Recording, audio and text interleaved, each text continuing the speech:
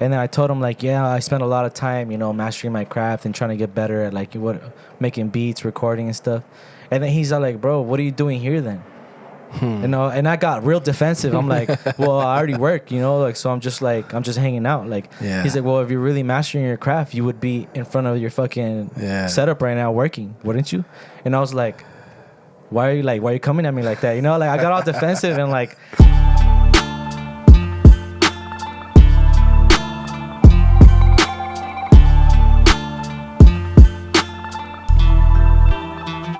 All right, we're back in effect with the 12 Notes podcast. Back at it. Got my guest here today. Yes, sir. Danny Zico. What's poppin'? Danny Zico here. Thank you for having me, bro. Yeah, for sure. I know haven't been doing the podcast for a minute, but, trying to bring it back up. And you're like first guest. Oh, yeah. Thank you, man. Thank you. It's an honor, bro. Yeah, for sure. I guess this is season 3. I kind of been breaking down into seasons. Oh, nice. Because I take breaks and shit. Yeah. You have to. Yeah. Real life happens. This is with all the music shit, too. Yeah. It's like, there's a lot going on. So I guess we on season 3. Season 3, bam. Starting with a, what do you call it?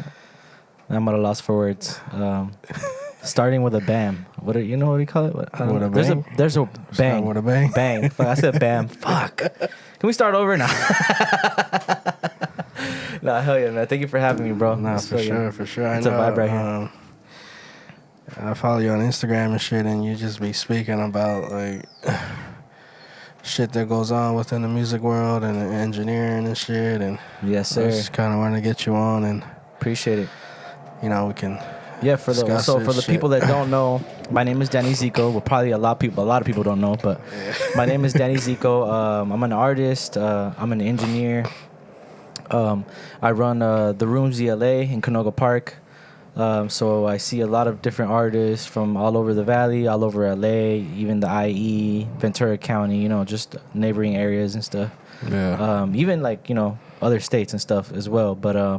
But yeah, I'm blessed to be able to just touch a lot of people's music and do it for a living. It's like it's a big blessing. It took a lot of work to get to where I'm at. I'm not where I want to be, but it's definitely fun to like just like you yourself. You see a lot of artists, so right. You get to take a little bit from everyone because everyone's got something. You could learn a little something from everyone. I think what I'm saying. Like even if it's not your genre or not your style, like there's either whether it be techniques or like the way people promote themselves or just the way that people approach the business, what I'm saying? So yeah, I'm blessed to be able to do that. We're going strong, going on the 4th year now. Or actually the 3rd. We're on our 3rd year, so going on the 4th year now. For the studio? For the studio, yeah. For the studio, yeah. Is that like the first studio you've had, or?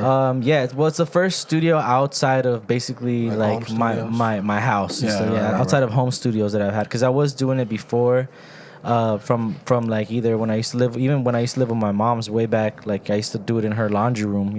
That's where I put out my first album under Praise, Disgustingly Beautiful, with the yellow dragon on the cover. That's when I did Disgustingly Beautiful. It wasn't in a fucking in that laundry room with my mom fucking constantly banging to keep it down. Hey, keep it down, like.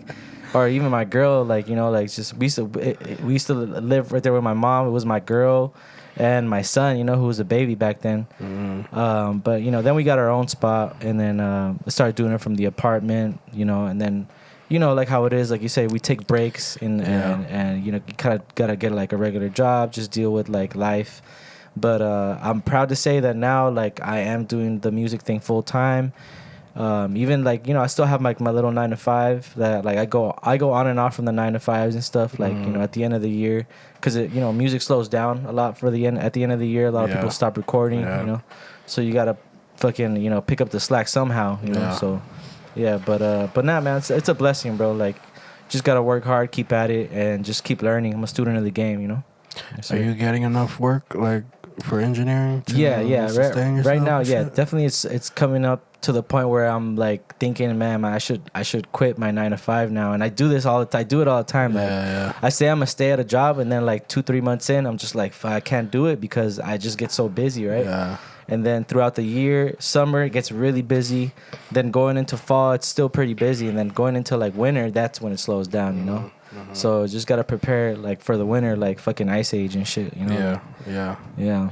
And it's I always say I'm gonna save, you know, for that time, and it never happens that way, you know. Like, so you gotta end up picking up the slack and shit, and somehow, you know. Yeah, I know. Like, when you have a 9 to 5, Yeah. sometimes you'll miss like opportunities. Yeah. Because you gotta work. Yeah. You know, somebody might be asking for studio time or something, trying to work with you. But it's like, it's the balance is crazy, but I got like a little system now. So like I got a set schedule at my 9 to 5 right now. Yeah. So then I also have this Calendly app.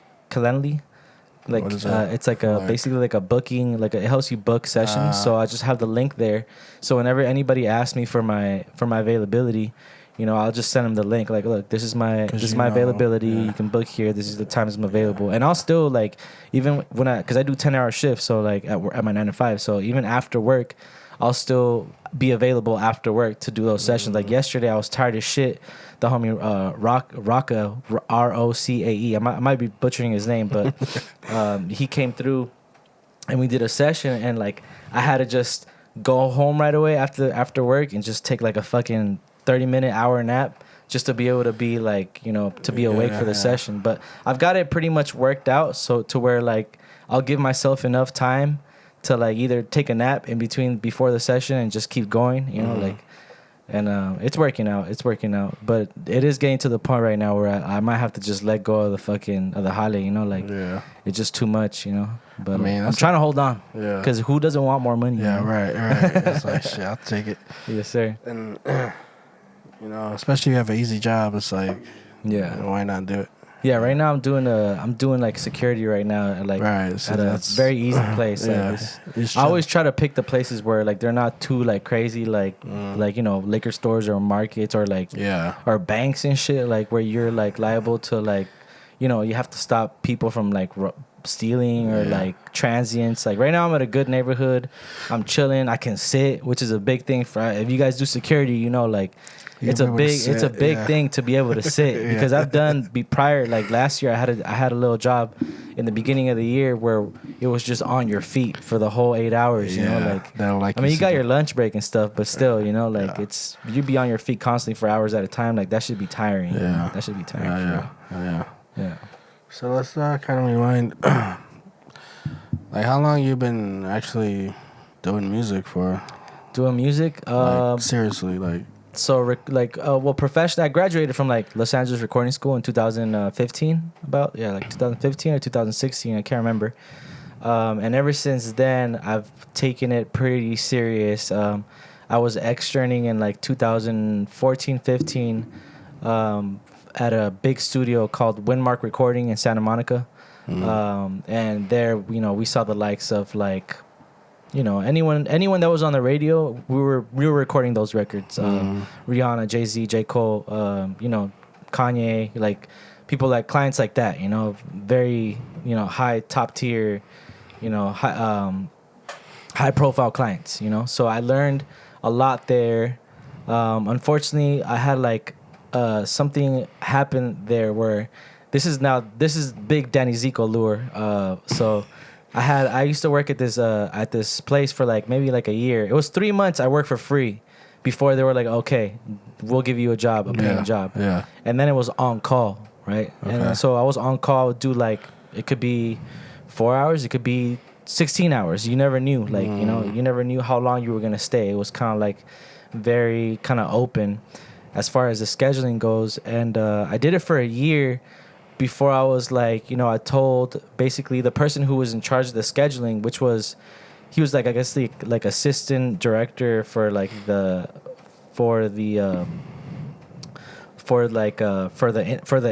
runners, you know. So he would schedule all the runners, and I told him like, hey man, like I eventually want to be able to be in the room as an assistant engineer, and like, you know, I want to touch records more, you know, like I want to do more than just run for fucking Fergie's salads and shit. You know, what I mean? Like I want to do more than that. You know, and I think he took it as of like in a kind of way where I was like not trying to put in the work or put in the hours to like get there. Yeah. He kind of was like, oh, I'm not. He kind of took it in a weird way, which I know, looking back, bro, like he was hating, dog. You know, like, and a lot of that happens when because he started noticing, because I was giving. He knew that I was an artist, and he knew that I was like kind of like mingling with the assistant engineers and stuff like that, and like even to the point where like one of the engineers was like mixing one of my records in the room, and I was still like just in the kitchen getting coffee, and he would be walking in the room because we weren't even allowed to really go in the room unless we were cleaning it after like the people left, right? So I think I swear to God, bro, like he got jealous, bro. He got jealous, and and he saw that opportunity, and he was like, you know what? I'm not gonna schedule you no more. And he didn't schedule me for like 2 weeks before I called him. I'm like, hey, bro, like what's going on? Like there's not been no work. Like what's good? You know, like. He's like, he told me, I'm gonna be real with you, and I'm gonna give you a life lesson right now. Real condescending, bro. Real condescending. And I was like, what the fuck? Like, okay. He's like, you know, you should never tell your boss that you don't want to do the work that you're hired to do. And I'm like, what are you talking about, bro? Like, he kind of pried it out of me. First of all, he was like, what do you mean? Explain to me when we were talking about it. When I first told him, like, you know, I want to do more. He's like, oh, what do you mean? Explain it. And I guess we're like, you know, we're talking like homies, you know, Right. And I was just telling him, like, you know, I want to do more. You know, I want to eventually do more and touch records. And yeah, man, he just stopped calling me in, and then he told me that, and I was like, what the fuck, bro? Like, for real? Like, that's like, I'm not gonna sit here and argue with you, but if that's what you think, you're wrong, bro. Right. Like, you're definitely wrong, and you know that you're wrong. Yeah. You know, he knew, like, I had a kid. I had, like, at the time, my kid was like 5-6 years old. I needed to pay bills, you know what I'm saying? Like, I was still finishing school, you know, so this job was important for me. Like, an income was important for me. Of course, it's important for everybody. But I was like, you know, a new parent. I'm young. I'm like 24, 25 years old. So I needed something to go. So at that point, it was kind of like a shot to the heart, bro, because I needed to basically just get a regular job, because I was just so, I felt like I wasted my time, you know. I just finished school. I did this externship thinking it's gonna lead to me being an assistant engineer. Then he just lets me go because he hated. And I'm not gonna say his name, but he's YB's engineer now. So just if you do the homework, I hope he sees this too. And what's funny is that I was in a session with another company, another high profile company, years later, like in 2019, and I was wrapping up a session in Burbank. And then he walked in, and his face went blank. He was like, like he was, you know, he was already like working, I guess, like independently. This is before he started mixing for YB. But he looked at me. He was like, hey, what's up, bro? Like, hey, bro, take my number, whatever you need, bro. Like, blah, blah, blah. Like, you know what I'm saying? Yeah. And then right after that, I stopped getting calls from that company. And I'm thinking, like, man, what the fuck just happened right now? Did he just badmouth me to the company?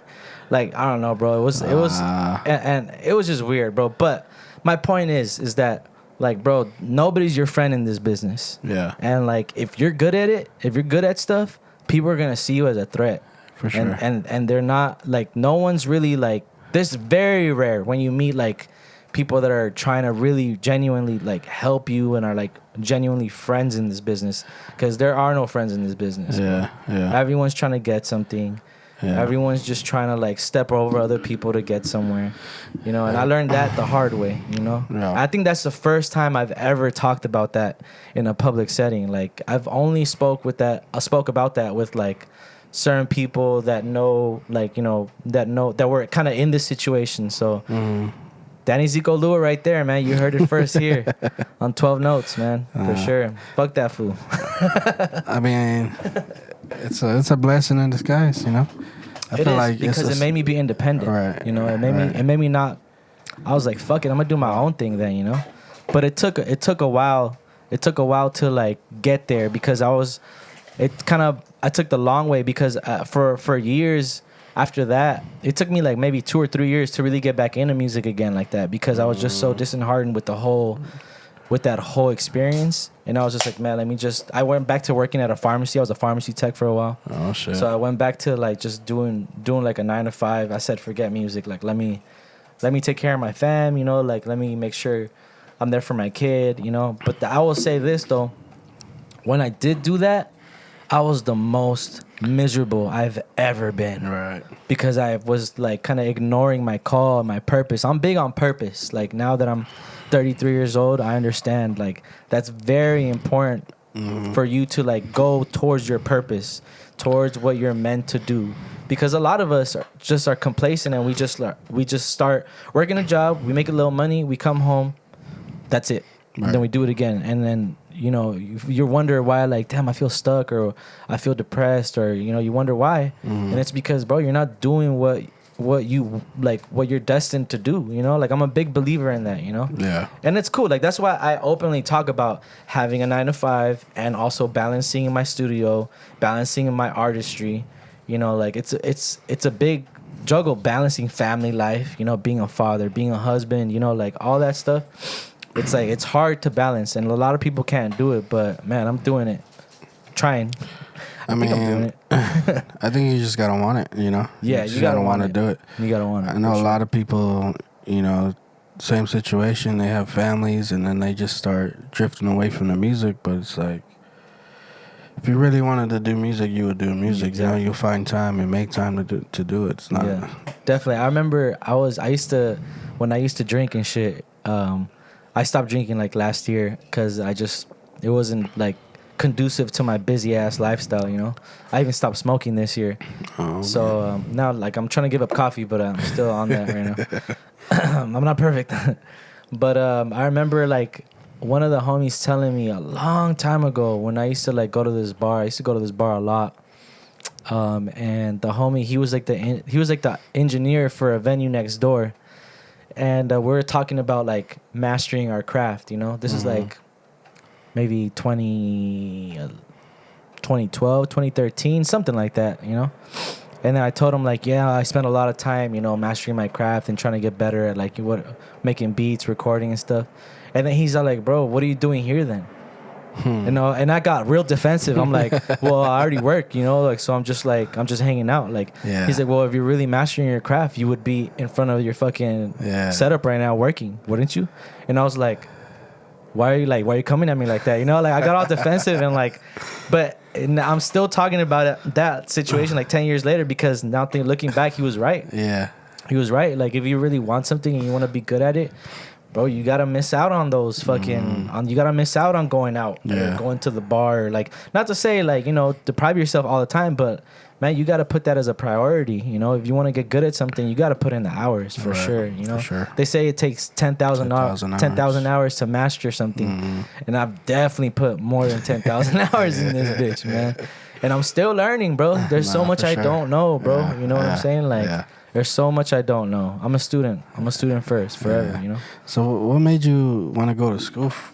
To school? Yeah. Because I know, like, nowadays most people just, hop on YouTube and learn everything. Yeah. There. It was a moment in time where I was working in a pharmacy, and I remember my girl, who is now my wife, her mom passed away, like, in 2013, something like that. And I was working in a pharmacy, kind of ignoring music, like how I used to do, and then hold on, let me put this on silent because this shit is going crazy. I'm popular. I'm just kidding. Just kidding. It's nobody. But yeah. So I was working at a pharmacy, and I remember like just thinking like, damn, just putting it all into perspective, like, damn, my girl's mom just passed, and she was so full of life, and she was just. She was just here, and I was like, man, I gotta do what I need to do. I need to do what's my calling. I need to do what I want because I'm over here just making money, and that's not fulfilling, So I was like, what can I do to get better at like engineering? Not to say that everyone has to go to school, because you could just learn engineering, I guess, from like, a mentor, or like try to look up YouTube videos and stuff like that, But for me, I felt at the time that it was like the right move. Looking back, I don't know if I would have done it again. Yeah. But at the time, it felt like the right move.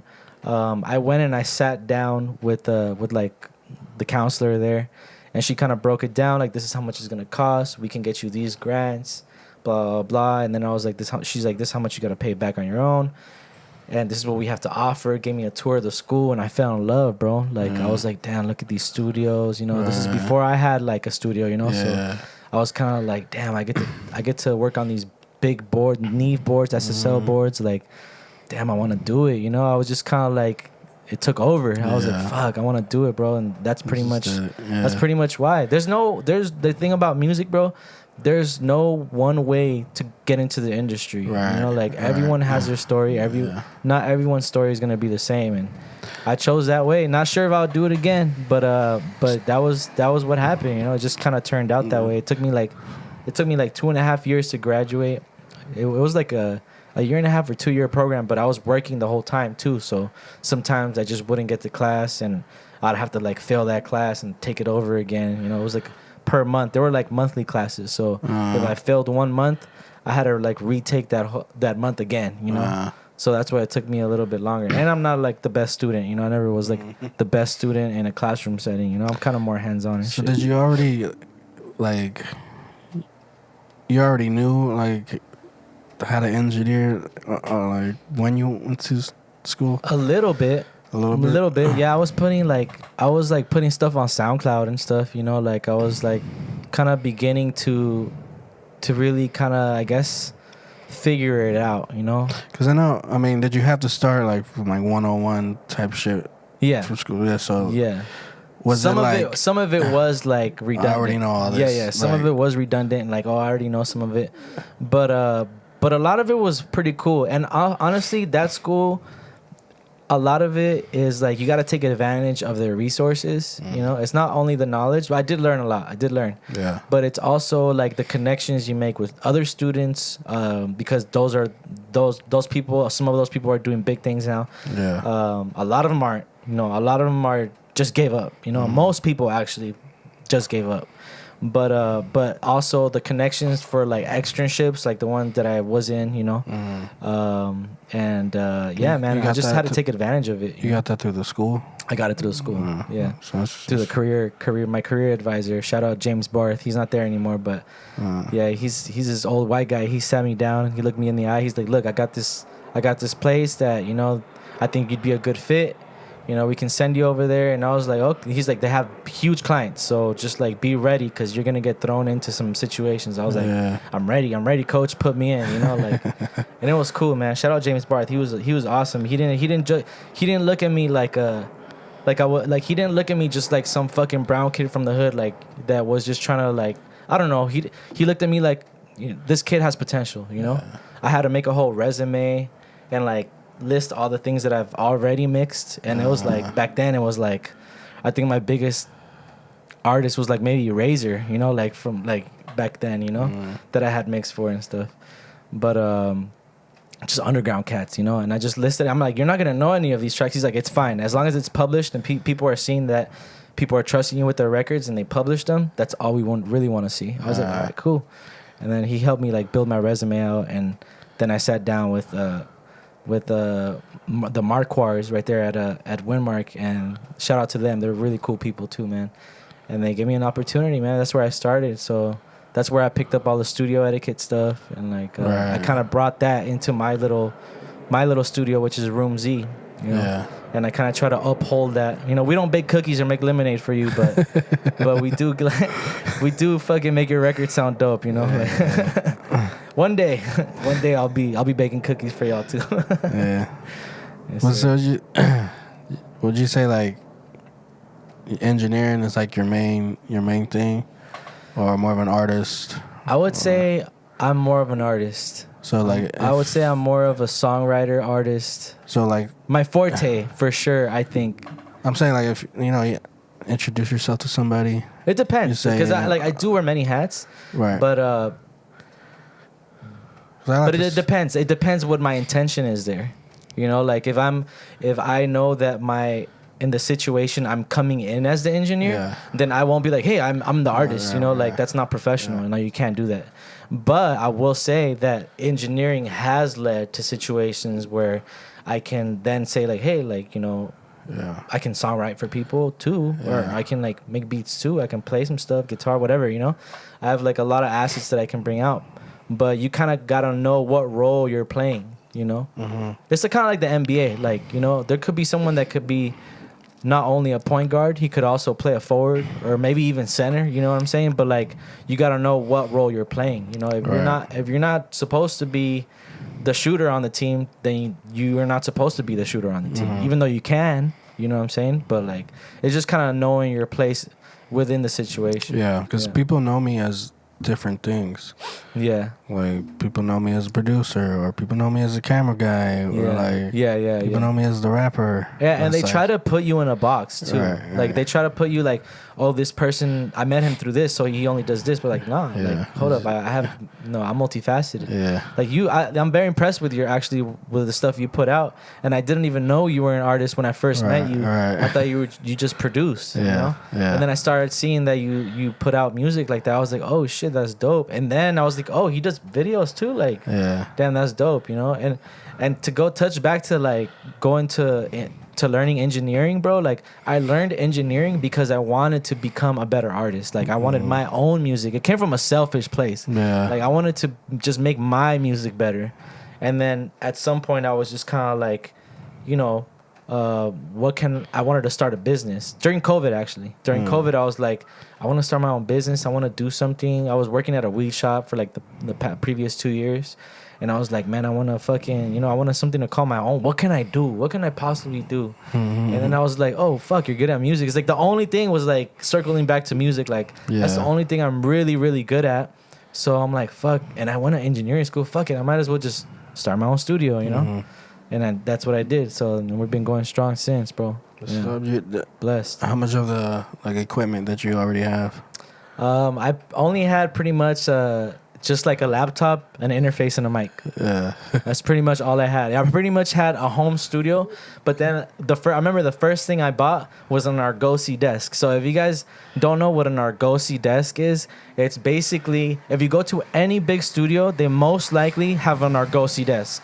And they have a Herman Miller chair. So the first things that I bought, even before equipment, was because like I want it to look like a studio. So I was like, let me get the Argosy desk that barely fit in my tiny ass room. I squeezed it in, and then the Herman Miller chair, you know. Yeah. And then once I had the look, then I was like, okay, now I can start investing slowly because this shit is expensive. Yeah. I started like getting better interfaces. I upgraded my computer. I started getting outboard gear like an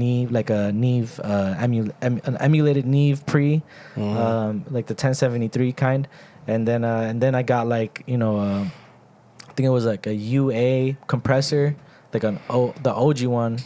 Forget what the name is, but it was like one of the vintage ones. And then I traded that in, and I got like a kind of like a 76 style Clark Technic compressor, and that's what I have now. My 76 Clark Technic compressor, and the Neve by Heritage. So that's like my chain. I have a Rode NTK mic, which I already had. The thing that helped me though before I had like the outboard gear was that I had always a pretty decent mic. Yeah. That Rode NTK. If you buy a Rode NTK with that stock tube in there, because it's a tube mic, that stock tube in there sounds like shit. It sounds pretty tinny. But one of my homies that he's like an OG in the game, he told me way back, he's like, hey man, actually he gave me that mic. He's like, hey, I'm gonna give you this mic. Just know that it has a vintage tube in it. It's gonna wear out, so you just gotta replace it every year or so. But it's like once you replace that tube, basically, man, it makes it sound like a fucking way different mic. And it's a life hack, bro. If you guys want to invest into like a good mic, get a Rode NTK and switch it out with like a Telefunken tube or I have a Valvo tube. That shit I ordered it during the one I have now. I ordered it a couple of them during COVID. It took like a month to get to my place, bro. I was wondering like, damn, did I just get like scam this shit? Like, fuck, where is this shit at? Yeah. But yeah, man, that's a life hack. So that's what really helped me was that Rode NTK mic, because I would go straight into the 002 interface, an old ass interface with Firewire connections. Like it was like, oh, bro, like with Firewire 400 for all my tech nerds and shit. Like, it was the old Firewire. So, and they kept always shutting down, bro. When I did too much with the mix, boom, it was shut down. I'd be like, fuck. Like, I'd have to start printing shit just to not use all that fucking CPU power and shit. Yeah. You know how it is, bro. Yeah. The struggle is real. But now I'm blessed I found like this Mac Mini on OfferUp. In 2020, and I bought that, and now I'm using like a Motu interface from like 2021. The M1 chip.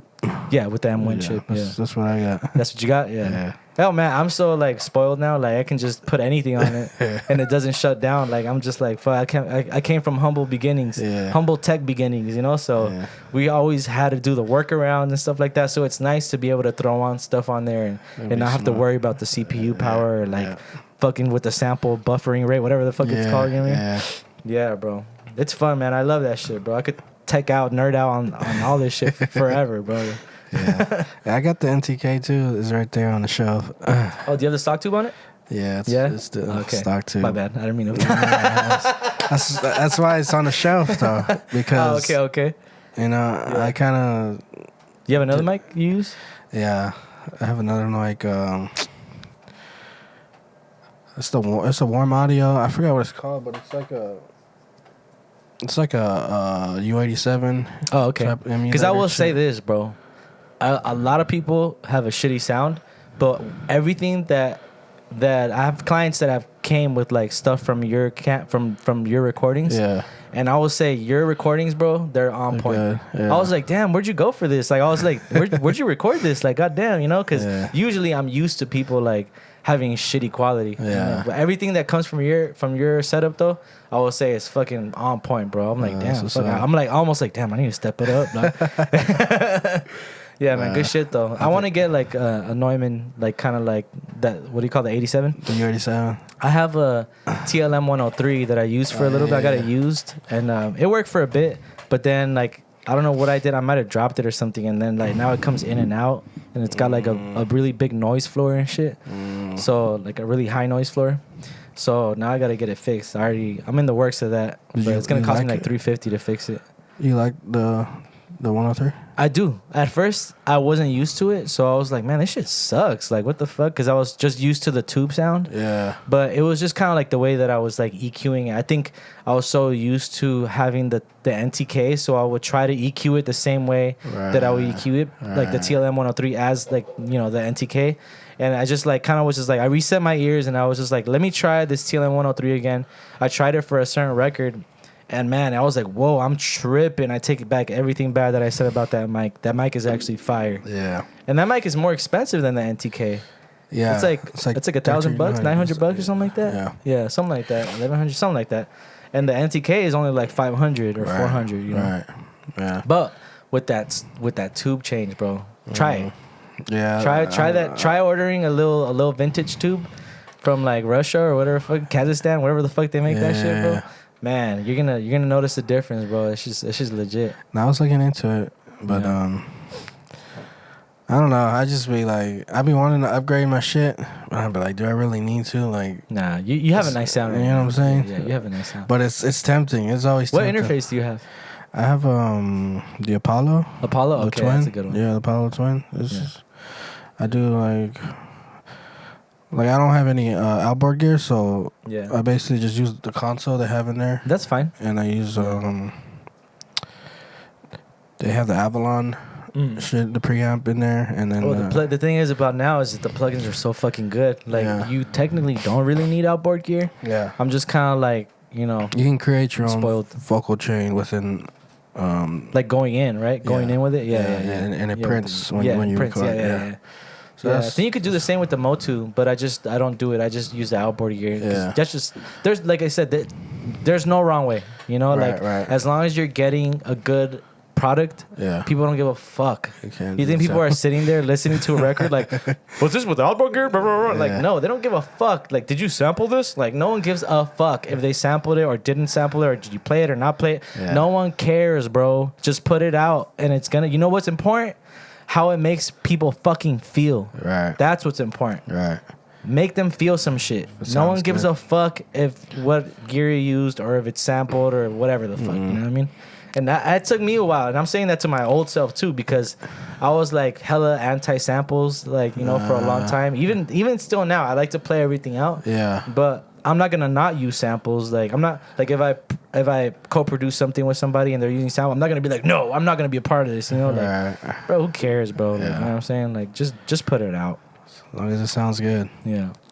I even say that with like, you know, people try to be like, oh, you got to make your music more modern, or like, you know, your shit sounds kind of old. I'm like, bro, like, good music is good music. Yeah. Like, I don't care like what sounds I'm using. If it sounds good, it sounds good. It sounds good, like, bro. People are still listening to Michael Jackson to this day. Like, it don't matter, bro. For sure, 100%. Yeah, like I just seen a video on Instagram. I shared it. It's a bunch of kids going crazy for Billie Jean. Like, yeah. Like, I think I saw that. Yeah. I think I saw that. Like, bro, like, good music is gonna be timeless, bro. Yeah, it don't matter. Like, you know?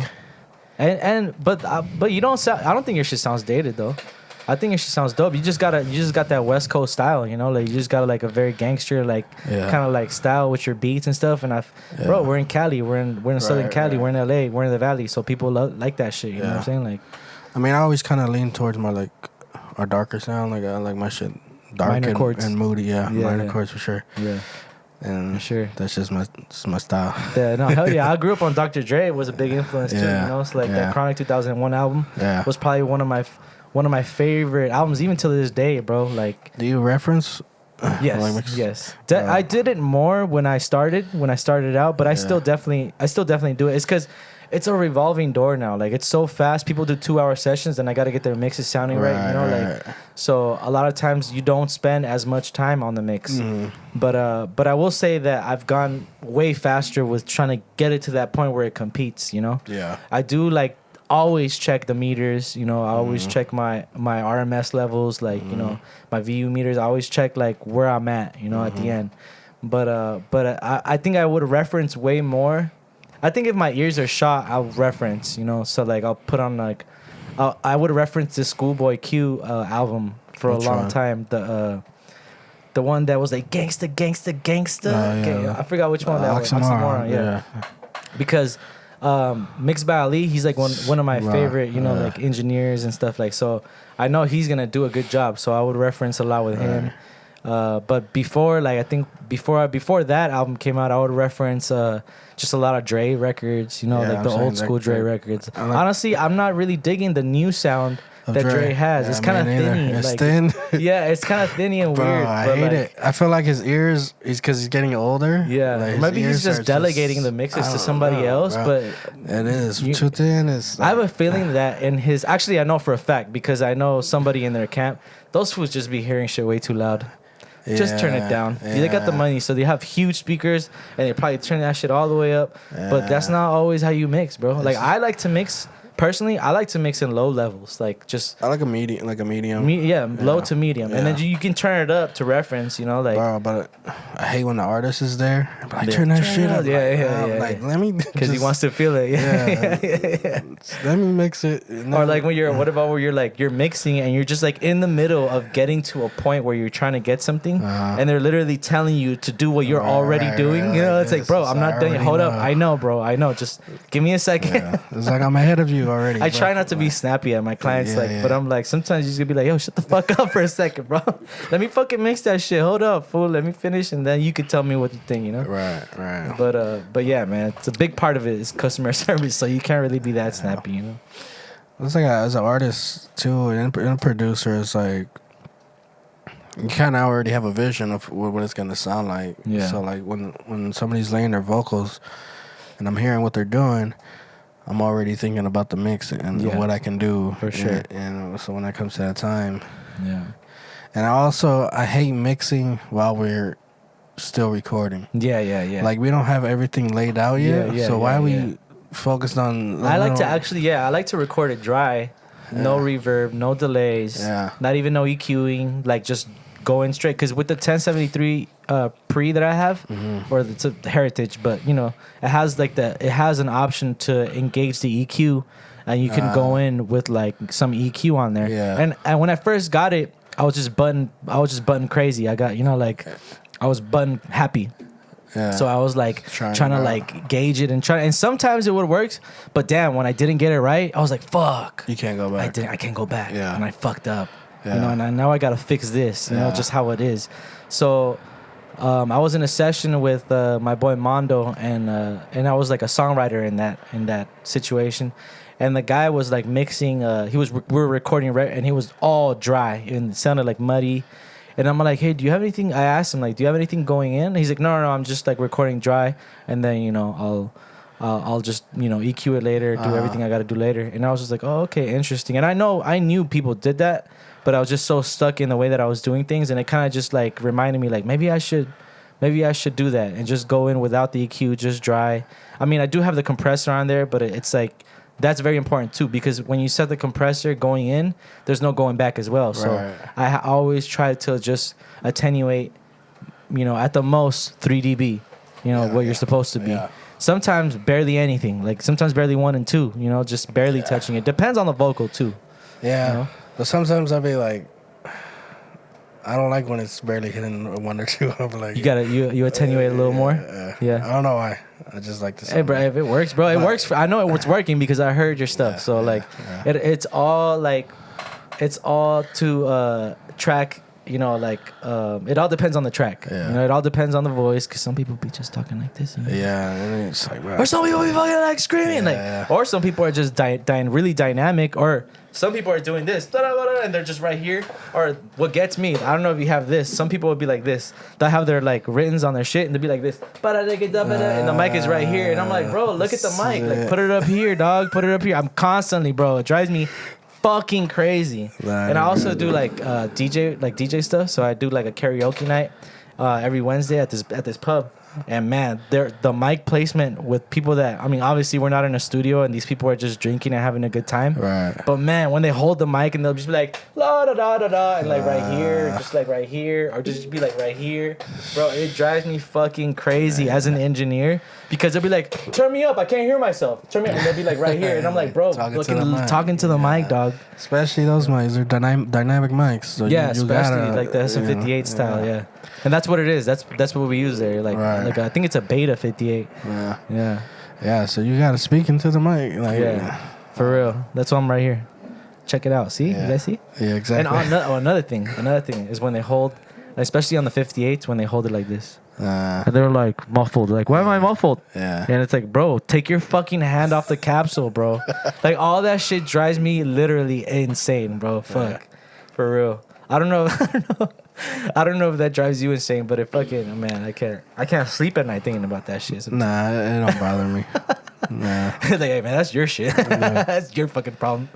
Especially while engineering, like, I don't like to butt in too much on what people are doing. If I'm just engineering, and you know, that's what you sound like, and that's what you want to sound like. Yeah. Then that's you, you know. Yeah. Once they start asking me, I don't like when they ask me. No. Because I like to separate, like, I'm just a recording engineer. I'm here to record you, okay? Yeah. If you start asking me about my taste and what I think sounds good, now I'm producing your record. Right. Like, and I don't like to blend it. What about when you're recording somebody and they're trash and they ask you, hey, do you like it? It's like, hey, do you want me to answer this honestly right now? Because it's going to hurt your feelings, dog. Like, that's right. It's cool. It's cool. You don't tell them the truth? Nah. Damn. Because it's like, I mean, what are they going to do? I used to say it's cool. Now I'm just fucking ruthless. Yeah. Like, if you really want the truth, bro, nah, I don't like it. I don't like this record. What don't you like about it? I don't like this and this and this and this. I think it'll help him make him a better artist. But I will say, when I do that, sometimes I don't come back. Right.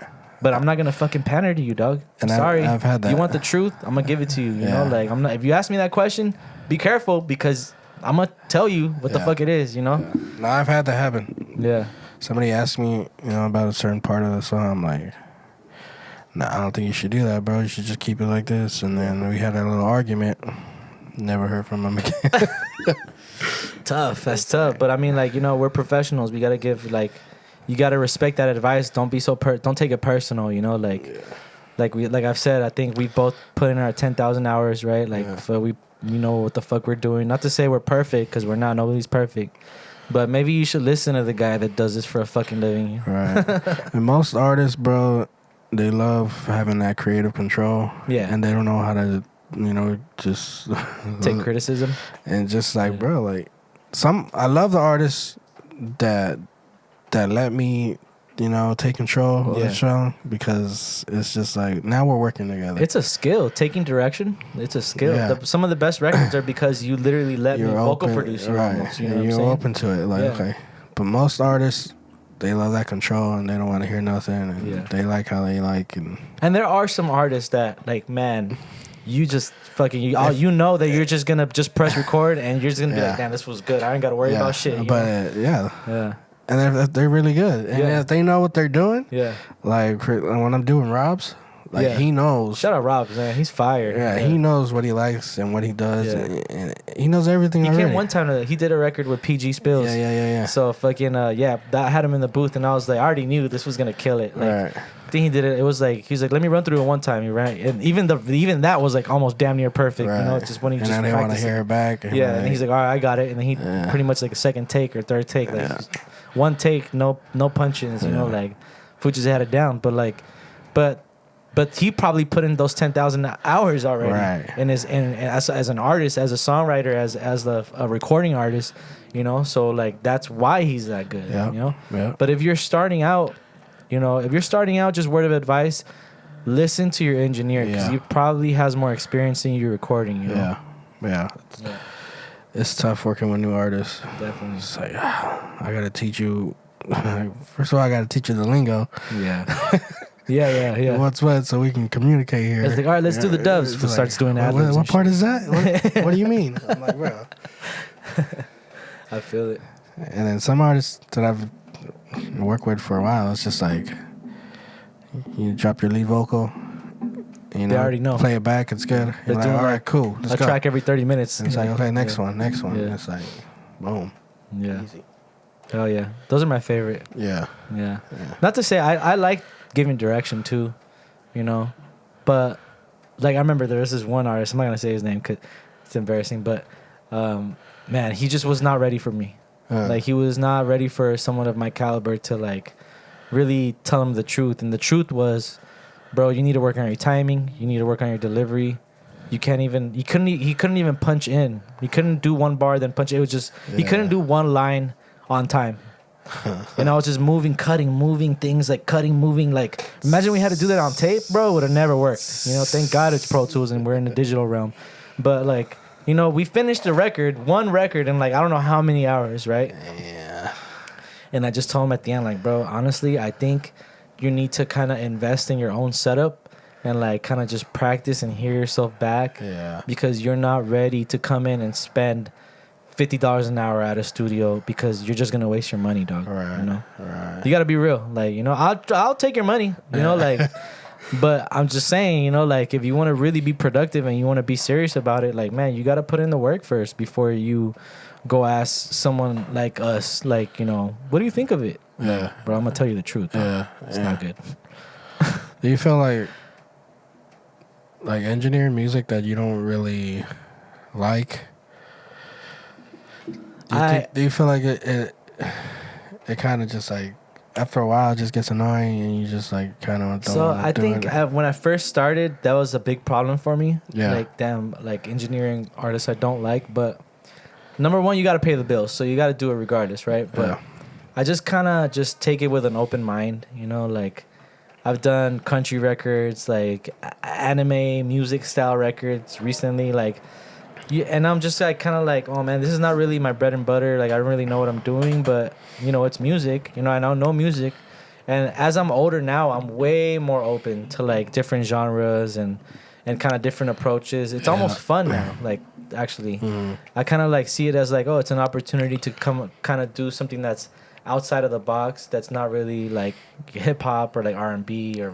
Reggaeton, like something that I usually do, or like even like a rock record. Like I don't usually do rock, but it's different and like it's fun. And ultimately, you're still using EQ, you're still using the compressor, you're still using the same tools that you would use for any record, So it's cool to like sharpen my sword with a different approach, like a different genre, I feel like my ears are just trained to hip hop. Yeah.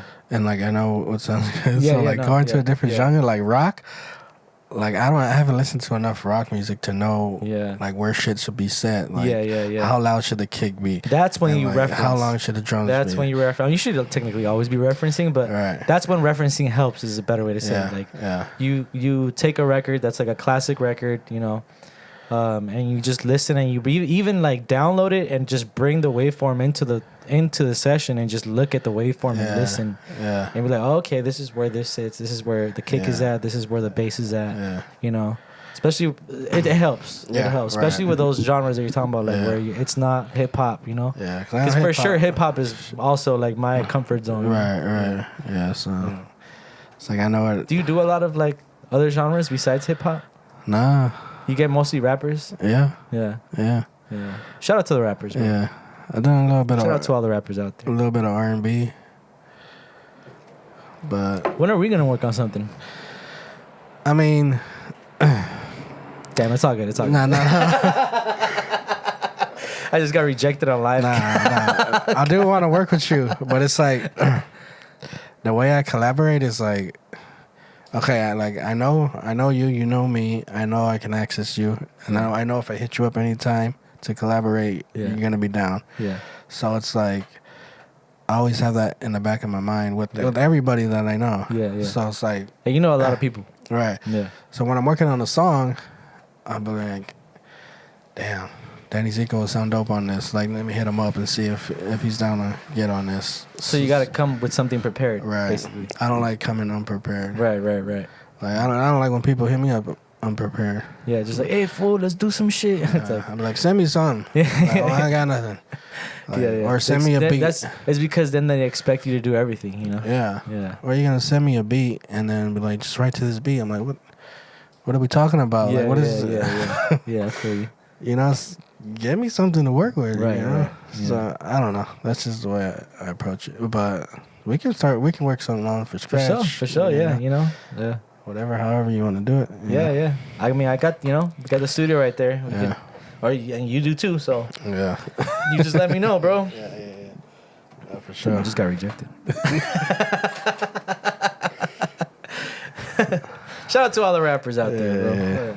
No, I tell that to everybody, bro. Cause I'm ready. Like, I'm ready. You need a 16. Damn, okay, shit. Send it to me. And say less. I always feel like, you know, I'm on the spotlight. Like, it's a bit of a challenge. Yeah. Like, you're challenging me.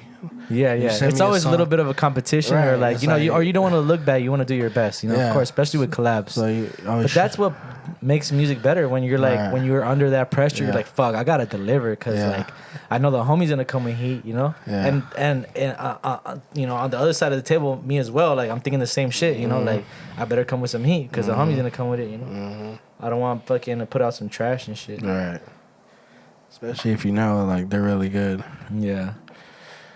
But I've been put in a situation where it was like he was a rock producer and he just came in and he just like laid out some chords and I was really young. I was maybe like 22, 23. And so all I had ever done was like hip hop really. And I wasn't even really that well versed as a singer back then. It was mostly just rap.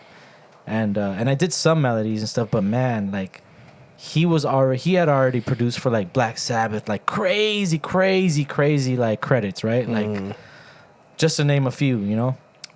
But I went in, he played something on the keys, which was amazing, right? But it wasn't like anything that I had like anything that I had ever done, and I fucking couldn't do it, bro. I flopped. Like it wasn't in my key, it wasn't in my range. I couldn't come up with anything. I was just like went outside to roll a blunt and I smoked and I was like, fuck, I need to get my head right. I freaked out. And that was the only time that I really kind of like didn't deliver what was expected from me. And we never worked again, you know, because he was probably like, man, this fool's, he doesn't know. He's too young. You know?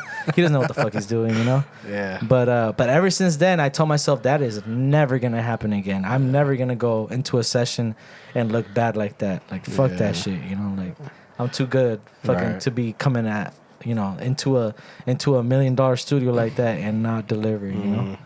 No, yeah. Are you musically trained? Like, you know? Not really, bro. I play by ear mostly, Right. but But I took a piano class when I was like 9 years old, like for a few months. Like, so you know a little something. Yeah, no, I knew how to like read sheet music. I haven't done it in years. Yeah. But I know how, like, it'll take me some time now probably to read it, you know. Yeah. Every good boy does find face or whatever, you know, like but mostly by ear. I mean, you play the guitar and shit. Mostly by ear, yeah. I play guitar, I play little keys and shit, you know. Yeah. Nothing crazy. I'm not no Mozart. Even though I do know somewhat of a little Mozart song. Yeah. But I'm definitely not classically trained or anything like that. Like, I got homies that are amazing at their instrument, you know. Right. I'm just kind of like well rounded, like I would say, you know. Yeah, I don't know shit. Like, I just be Shut up, you humble. See, the motherfuckers that are good are humble. because I compare myself to like Right. fools that actually know their shit, and it's like, Yeah, bro, and you have to be better, shit, you know? bro. Like, What are you gonna compare yourself to someone who doesn't know shit? Like, you have to become better. You always gotta look up, you know. Definitely. yeah. I mean, I wish I did because I feel like shit would be a lot easier. Hey man, there's always YouTube, you know. I sometimes when I start a record, like, I'll just go in and I'll just like type chords for whatever genre, and then I'll just look at the chords they're doing, and I'll like I'll look at a few videos and stuff, and like, oh, I like that chord, like, let me just take that real quick, boom, and I'll play it on the piano, and then I'll go somewhere else with it, you know, like, or I'll fucking, you know, I'll maybe change the chord progression a little bit, you know. Sometimes, bro, like when I made a country record recently, I just took I went on the top 100 country, because I don't know country. Yeah. So I went on the top 100 on Spotify for country records, and I heard something that I liked, and I was like, literally copied the chord progression, like I figured it out on the piano just by ear, and just fucking like kind of just like copied the format of it, and we did our own thing. Of course, it didn't sound. Hey, you would never know. Right. You would never know because the drums are different. You know, the instruments were different, but the chord progression itself was exactly the same as that one song. I forgot what song it is. Fuck. But it came out good. You know, and my client was happy with it, and we finished the record, and he's probably gonna do a music video to it soon. So that's dope. You know, it worked out. Sometimes you gotta do what you gotta do, man. There's no wrong way. You know, bro. Student of the game, dog. You gotta steal. Gotta steal that shit, bro. Don't feel bad. Anyways, you know, like fucking a good example. Etta James, I would rather be blind, boy. And fucking don't. Used to spend my nights out in bar rooms. The Tennessee Whiskey song. Exactly the same chord progression. Yeah. Totally different genres, right? But exactly the same chord progression. Yeah. And there's tons of music like that. You know? It's 12 notes. You know why I call it 12 notes? Because all there is 12 notes. Oh, yeah. Okay. It's just different octaves. I'm like, why? So it's like, bro, that's all we got. You know, you're bound to hear the same shit. Yeah, unless you're like on a fucking Indian like scale or whatever. They have like notes in between or some shit like that. Yeah. But yeah, man, he's right. Like, there's only so many chord progressions and stuff. I don't know how we're just keep going and making new shit every day. It's crazy, right? It's like, sometimes I like to do like covers. If you follow me on Instagram, you know I do some covers and stuff, and that also really helps with the composition, because I break down every song to its chord progressions, and I just play it on the piano or on the acoustic guitar. And it makes you learn basically all these different chord progressions that work. And every time I'm thinking like, damn, this is gonna be hard. Then I figure it out and I'm like, whoa, what the fuck? This is easy as fuck. It's just the way that they put it together that makes it sound like intricate and cool. Yeah. But man, like, bro, music is not that hard. Like, you know, just gotta learn the chord progression, break it down to its core. Yeah. I feel like I hate when people say like, oh, that's easy to do, or I can do that too. It's like, it's not about that. It's about that they actually thought of it. Yeah. And they're actually doing it. Like, just because, you know, the beat is simple as hell and the verse is simple and you can do it too and you can copy it exactly the same. Yeah. Why didn't you? Yeah, why didn't? It's always I shared some shit on my Instagram recently that was like, it's always the motherfuckers that don't do shit that are saying, I could have done that. Yeah. You know, the motherfucker why didn't you? Like, you know what I mean? It's shit, like, you know, I have so many people like, oh, I want to start a podcast. I'll start a podcast, but they never do shit about it. But look at you, you know, you did the damn thing. Actually, I'm one of them because I want to start a podcast. No, actually, you just got to do it, bro. I was the same way. Like I was talking about it for a while. Yeah. And because I had my own studio too. Yeah. And I was like, bro, we can start a podcast, set it up right here in the studio. Yeah. It'll be dope. Yeah. Shit never happened. Yeah. And then one day I was like, man, let's just do it, bro. I'm pretty impressed with what you do here, bro. Like the Stovetop Freestyles, this podcast, your studio. Like you're really utilizing the space, bro. And that goes to show, bro, you don't have to pay fucking crazy amounts of money for a room in fucking Hollywood to like, you know, just to record music. You could do it in your fucking bedroom, in your fucking laundry room. Just gotta do it. That's the main important part. Just do it. Just show up and do it. You know, put in the work. Go watch those YouTube videos. Go ask that fucking person, hey, let me sit in on your session. Can I take out your trash? Let me clean up and just teach me. Let me get some studio time. Just, you gotta want it, bro. You gotta want it. You know. Yeah, just do it, bro. Like when I had the stovetop idea, it's all my ideas started off with the name. Yeah. Like I need a name. Yeah. And I have the name, then we go. We good. You know, like 12 notes. It took me a while to come up with 12 notes, but I was like, ooh, that's a good name. That sounds good. Like, okay, boom. Now I know. And then like stovetop, I was like, okay, we're gonna be in the kitchen. Like, what you know, what's in the kitchen? Cooking up. And like Cooking up freestyles. And just stovetop. I was like, ooh, that's nice. Yeah. So then after the first video was me. I was like, okay, I'm gonna do it. And then the homie came and did it. And then people saw it, and everybody's just like, oh, this is dope. Like, oh, yeah. We should do one of those with the guitar, bro. Yeah. Yeah. Let's do it. Just to be a little different. Yeah. Yeah. Kind of slow down a little. Yeah. Too much rapping and shit. Too much rap. I love rap, though. That's, you know, I love rap a lot. Nah, for sure. That's definitely my, like, in my heart. So how'd you like start singing? Like, I've kind of always been, like, in a kind of like I would say like a musical upbringing, like in a musical household. Like my mom would sing. My dad, when he was in my life before he fucking left for milk when I was 5 years old and never came back, he used to play guitar. No, I'm just kidding. My dad's like in and out of my life, but he's always been like a guitar player. And my uncle, he's a guitar player, singer as well. He showed me how to play like this Mozart piece, the only one I know, when I was like about 9 years old, and that's when I started doing. I remember I found a piano on my block that it was just on the street, like a wall piano. Yeah. And it was like in bad shape, but I was like, damn. I was like, Mom, can we keep it? And my mom let me keep it, bro. And I pushed that bitch all the way down to the end of the cul-de-sac where we used to live on Covello in Van Nuys, and I pushed that bitch from Zone Bar all the way down to the end of the cul-de-sac where we used to live. And fucking cleaned it up, and like that was our piano for a really long time. Yeah. I remember I would press down on the keys. I was a kid. I would press down on the keys, and like in that little space on the side of the key, it would say like things. It would say things like one of them was like love, like you see it like someone tagged it love, and then you press another key, sex. I was like, oh shit, I like the piano. But I remember that very like that distinct memory of like. Thinking like, damn, this is like an edgy thing, like having a piano, you know, like it's cool. I always like, bro, I would sit in front of like speakers and just like listen to records like if I was watching TV. My brother had this big ass like setup, like a DJ turntable, vinyl and shit too, and CDs too, where and like speakers that were like taller than me at the time, you know, and I would just put in a CD or put on a vinyl and I would just like listen to the whole album and I'll just sit there like. Looking into the speaker, wondering like, what's inside of a speaker? Like, are they in there? Like, you know, like fuck TV. I would literally watch a speaker. I would watch music. Yeah. You know? That's why I'm like big on playing by ear. I think it comes easy to me because I had all that time to practice. I would grab a guitar and like I would put a Santana record and I try to imitate exactly what he's doing as a kid, not even realizing. This is me sharpening my sword to be like as an adult. I never knew I was gonna do music for a living. Like it never crossed my mind. But I just always loved it. It was kind of like always my safety blanket. I would say like it was my safe space to be able to throw on a record and just kind of like get lost in it. No, for sure. Yeah. I still do it to this day. Yeah.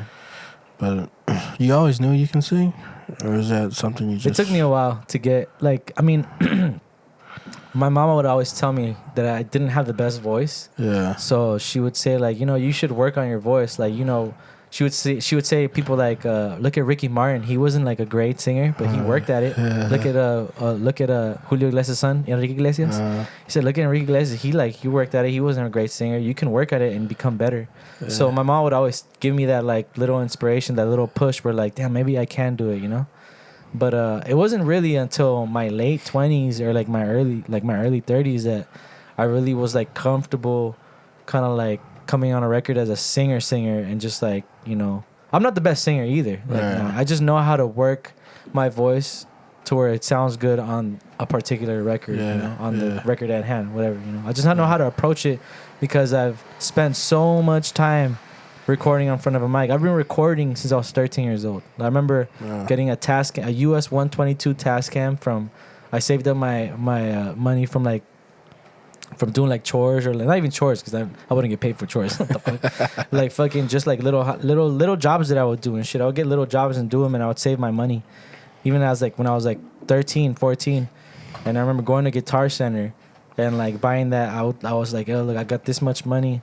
Like, what can I get? And I ended up getting that US 122 Tascam interface with a Rode NT1A mic back in the day. It's like, it was like $150 for that mic back in the day. And I thought I was balling out of control. I remember coming back on the fucking bus and then hopping on a dash and coming home and like fucking all excited with the shit in my backpack, like fucking clutching it, making sure no one fucking comes up on it and shit. Yeah. Like, fuck, I'm fucking like, bro. I was like, me and the homie went and I remember coming back to the block like, fuck, bro. Like, I'm excited. Like, I was like so ecstatic, bro. That feeling of my first interface, my first mic at 13 years old. You know?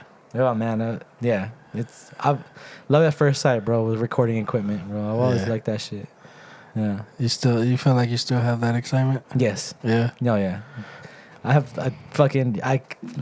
very dangerous in Guitar Center.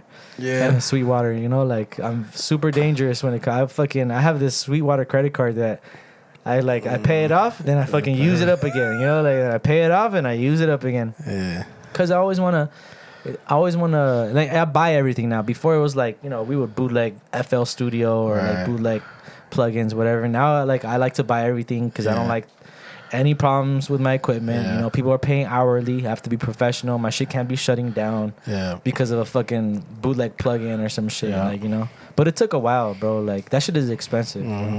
But you gotta do what you gotta do, you know. Nah, for it's sure. a business. Yeah, I used to have like Waves. I used to have all the plugins. Everybody. You know, the bootleg shit. Yeah, everybody started like that. Me too, bro. But actually, up until recently, I had all Waves. Up until like maybe only a couple years ago, I had all the Waves. Yeah. Like a couple years ago, I still had Waves bootleg plugins, but I always had a legit Pro Tools, so that would help it. That would not crash because I would hate. There was a bug that no one could fix with the bootleg Pro Tools where it wouldn't show you the plugins. You'd have to hover your mouse over the plugins for them to appear, and I found that fucking so annoying. So I always was blessed enough to have Pro Tools like bought, you know. Yeah. But now I buy all my plugins. Everything's legit. Yeah, after having all those plugins, I only use like 5. Yeah. And I would like, if I wanted to experiment and see what other shit is doing, I would go through them. But yeah, after I bought my new the Mac Mini, I was like, okay, I need to buy shit, you know. Yeah. And well, I got like probably 10 plugins at the most. Yeah. And did you get the Waves bundle again? Nah, see, I don't even go with Waves. What is your go-to? What are your go-tos?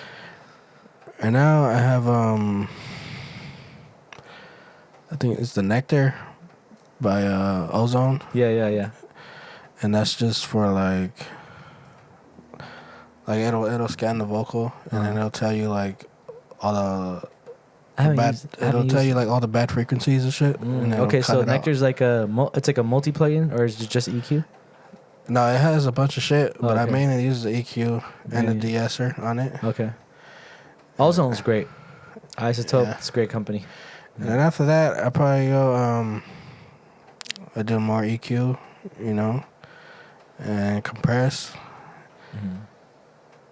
And bro, that's it. And then reverb and maybe some delay. Which plugins though? Are you not trying to give it away, huh? You're not trying to give away the compressor. sauce? I use freaking the LA2A by the UAD. UA. Okay, Yeah. okay, yeah. UA has great stuff too. And for my EQ, bro, I used to use just the stock shit because like Yeah. I don't need nothing fancy. Oh, I used the stock thing for so long, bro. Yeah. Like up until recently, I got Fab Filter. Okay. The Q3. Yeah. Man, I love that shit though. Yeah. I love Yeah. Q3. I'll never go back to the Avid one. Although I pull up old sessions, but I'm like, man, I was working miracles with that fucking with that Avid EQ. Yeah.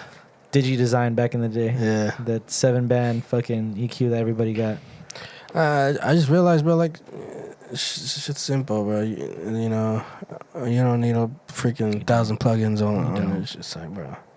I think that's a big mistake that people do when they first start, is they spend a bunch of money on stuff that they don't really need. Like, Yeah. learn how to make your shit sound good with stock plugins first, and Bro, then I've had people send me sessions because I use Logic. I don't Yeah. use Pro Tools.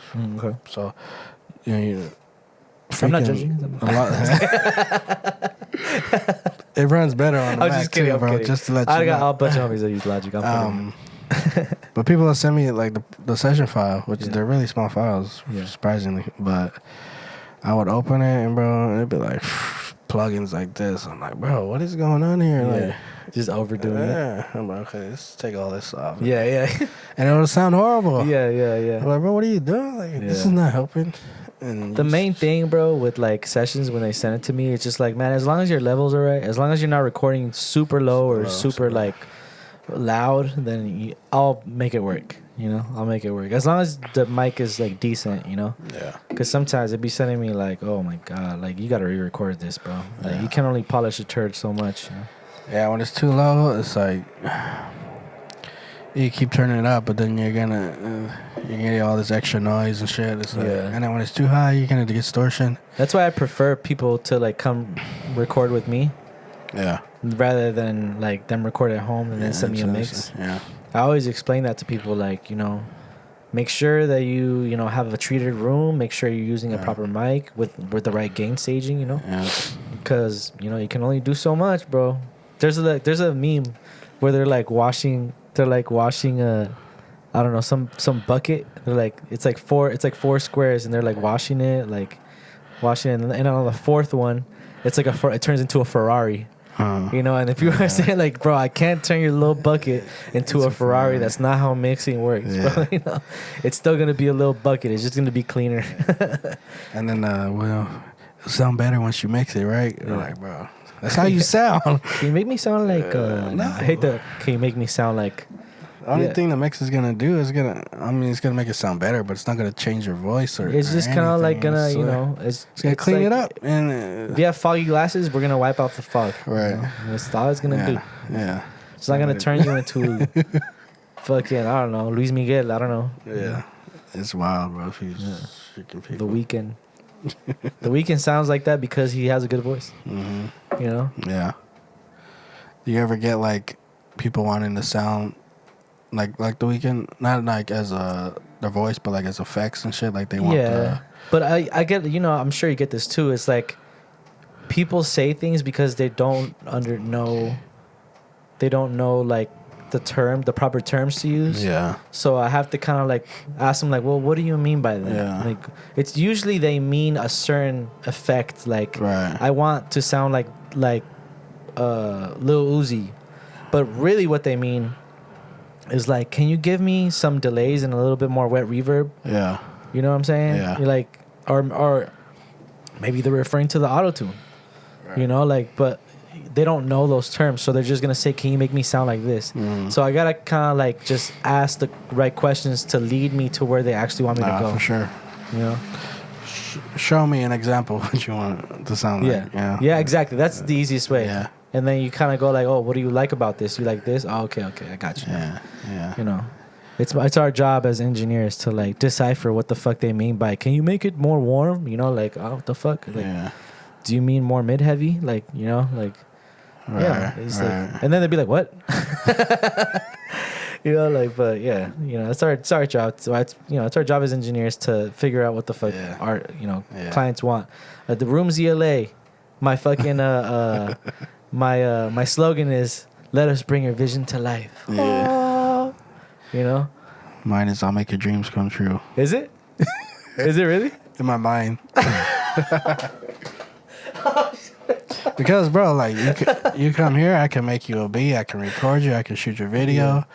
You know, you want an interview, I can get you an interview. But at the end of the day, like, it's their vision, right? It's the artist's vision, right? Yeah. They're the ones, like, you know, showing up, paying you and shit. Yeah, you know? For sure. So, you know, I'm just like, I always tell people, like, I'm just like, we're like a transformer, and I'm just like an arm that's, like, kind of helping you. I'm part of you. I'm an extension of you, you know, trying to figure out what we need, you know? Right. Because, like you said, you got to know what role you're playing, you know? Yeah. Yeah. In certain situations, you know, like when you're just a recording engineer, that's all you are. When you're just mixing engineer, that's all you are, you know. Yeah. It definitely helps though, having like the artist background. I think to like know to kind of like decipher what an artist wants. Right. You know? Right. Yeah. Yes, sir. Yeah. Cheers, mates. I'm all cracked out off this shit. So what you got? You got anything coming up? New album or anything? Yeah, just dropped the About Us with Miss Clover. We dropped it on Valentine's Day. Go check that record out. Sure. I'm trying to like submit to. I'm trying to build relationships with like curators for playlists and stuff like that. Yeah. So I can get a little bit more streams because I used to have like 50, 90, 100, 200 listeners. Recently, I figured out something happened with the record actually where I don't even know what happened because I wasn't even doing playlist submissions.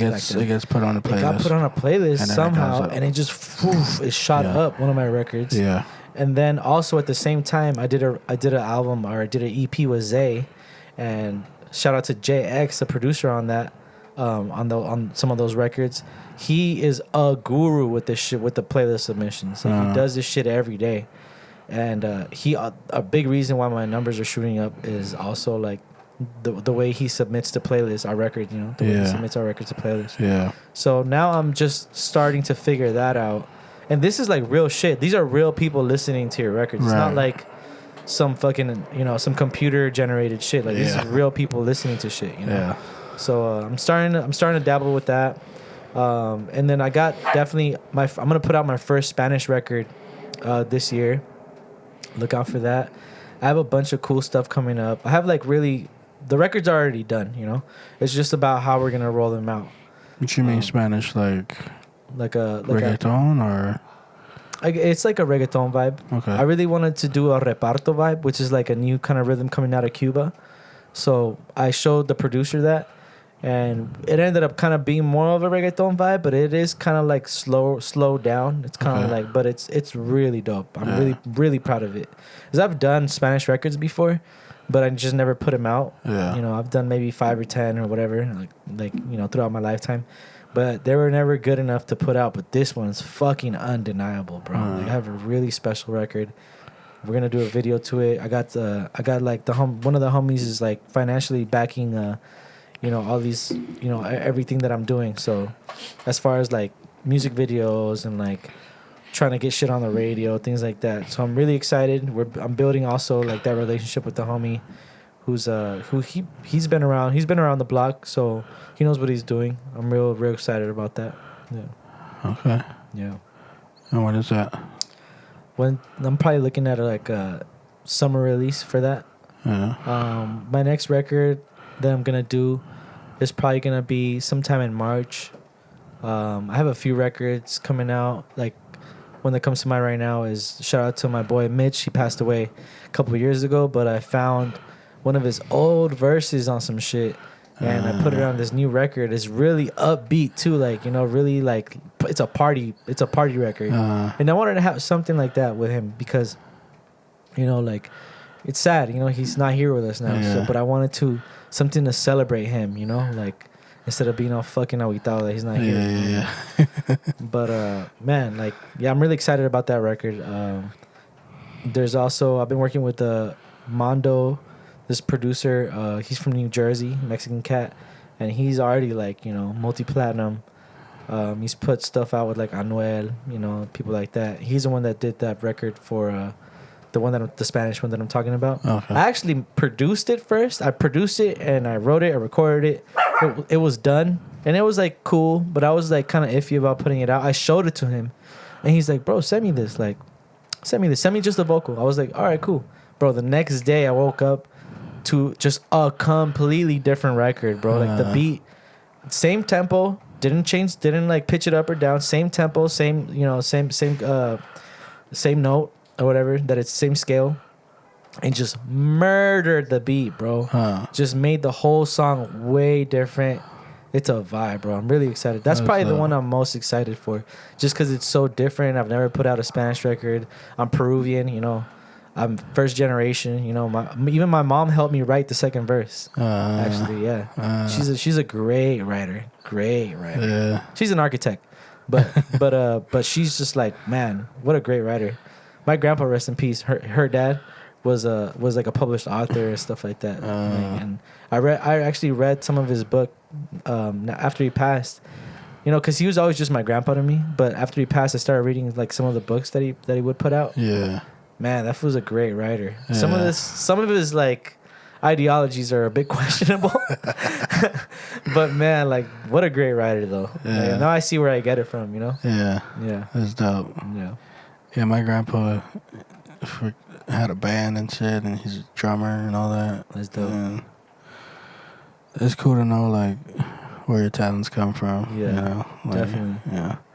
My mom ain't got shit though. Damn.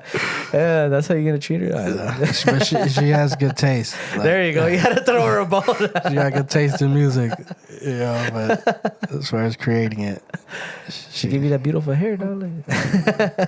I think this comes from my dad, actually. No, damn. Oh shit. But like a few months ago, I think it was like a few months ago, I saw a post like you talking about you're gonna quit music and shit like that.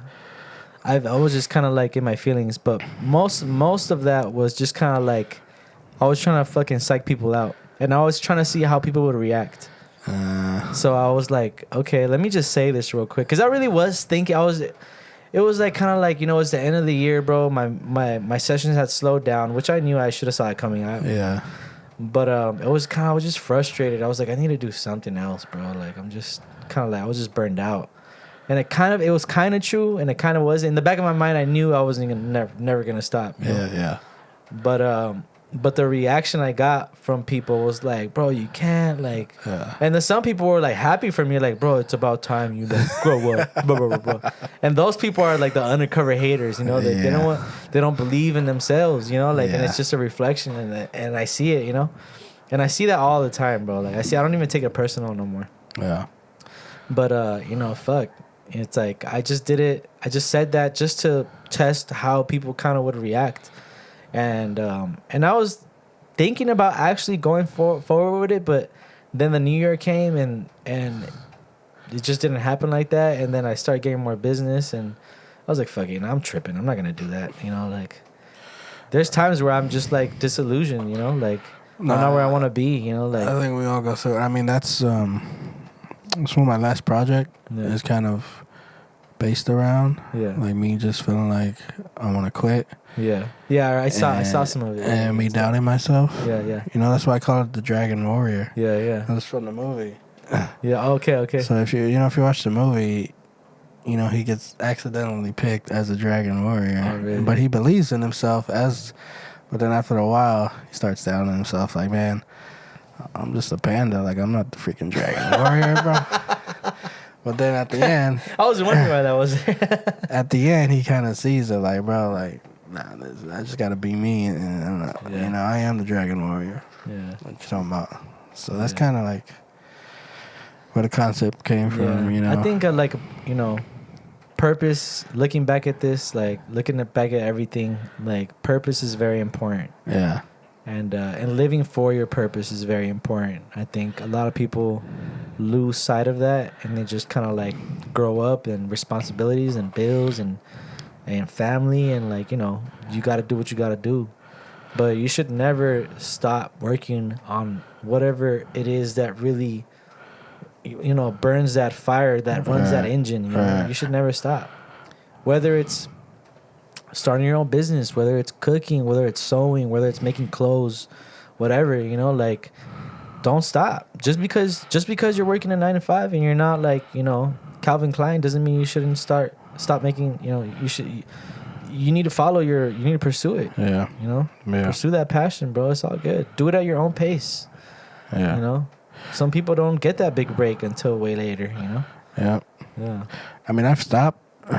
Like, I've tried. I'm barely like, Yeah. well, like a 2-week kind of like just step away from it. Yeah. Start feeding fish. Well, like, how do people do this, bro? Yeah. Like, how do we just sit around and go to work and don't do nothing? Like, Yeah. I can't do Can't it, bro. do it. I need to create. Yeah. Straight up.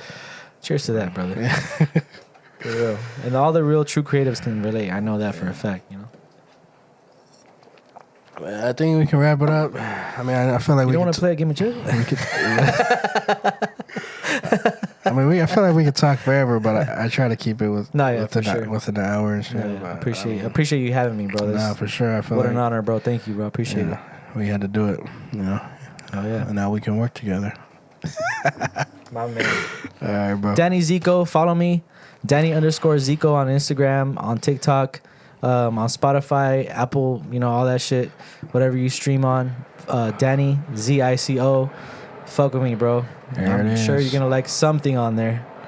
For sure. 12 notes. We out. Peace.